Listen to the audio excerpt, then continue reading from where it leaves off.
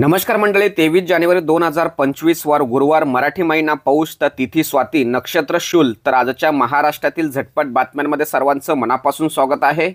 आणि आजच्या दिवसभरातील सर्वात महत्त्वाची पहिली मोठी बातमी, 1 रुपयात पीक विमा योजना बंद करण्याची कृषी आयुक्तांच्या समितीची शिफारस। तर कुठल्याही योजनेत 2 ते 4% भ्रष्टाचार असतोच, म्हणून योजना बंद करत नाही, कृषी मंत्री माणिकराव कोकाटे यांचं स्पष्टीकरण।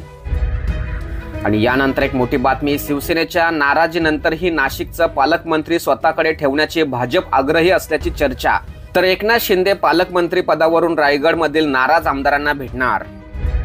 आणि राजकीय क्षेत्रातून महत्त्वाची बातमी, शिवसेनेनंतर आता राष्ट्रवादीही पालकमंत्र्यांच्या जिल्हा वाटपावरून धुसफूस। स्वतःचा आणि शेजाऱ्यांचा जिल्हाही न मिळता दूरचे जिल्हे मिळाले, मंत्र्यांमध्ये नाराजीचं सूर। आणि भरती संदर्भात महत्त्वाची बातमी, महावितरण भरती प्रक्रियेमध्ये घोल, परीक्षार्थी आणि विद्यार्थी संघटनेचा आरोप, कोर्टात दाद मागण्याची ही तयारी।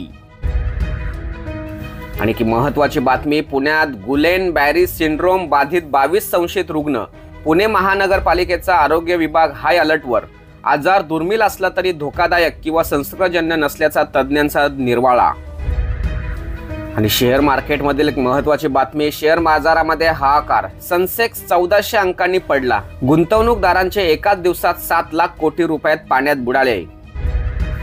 आणि सर्वसामान्य जनतेसाठी महत्त्वाची बातमी, पीएम सूर्यघर योजनेसाठी सर्वांना संधी, छतावरील सौर ऊर्जा प्रकल्पातून दरमहा 360 युनिट मोफत वीज, अनुदानासह योजनेचा लाभ घेण्याचे सरकारचे आवाहन।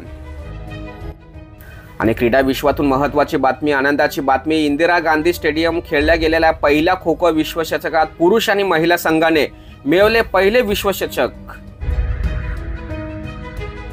आणि वारकऱ्यांसाठी महत्त्वाची बातमी, सरकारच्या माध्यमातून भजनी कलाकारांना मानधन दिले जाईल, मंत्री नितेश राणे यांचं वक्तव्य। कोल्हापूरमधून एक महत्त्वाची बातमी समोर येते, लाखो भक्तांचं श्रद्धास्थान असलेले दख्खनचा राजा श्री ज्योतिबाचं दर्शन 24 जानेवारी पर्यंत बंद राहणार। तर मित्रांनो, अशाच महत्त्वाच्या बातम्यांसाठी आपल्या चॅनेलला सबस्क्राइब करा व व्हिडिओ आवडले असेल तर नक्की इतरांना शेअर करा। तोपर्यंत धन्यवाद। जय हिंद, जय महाराष्ट्र।